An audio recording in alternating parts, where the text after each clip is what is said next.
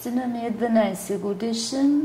Тази година завърши 5-ти клас. Учи в 39-то столично училище в квартал Младост.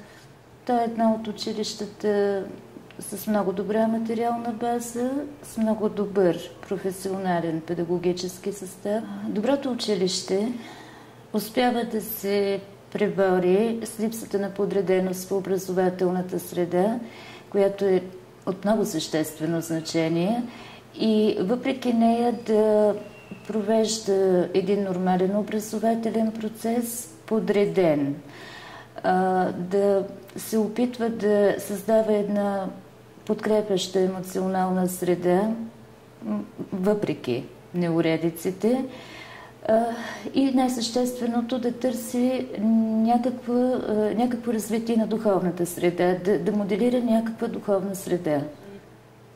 Аз мисля, че липсва обратна връзка.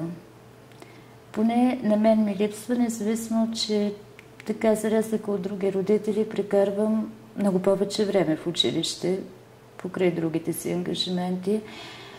Липсва и е неискрена.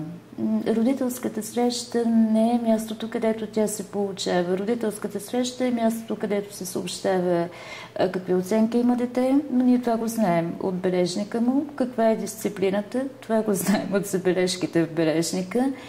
И нищо повече. И според мен липсва обратна връзка не защото е малко времето на родителската среща или не защото те са малко като брой, защото не се познават децата. Или ако се познават, познават се 1, 2, 3 деца в класа.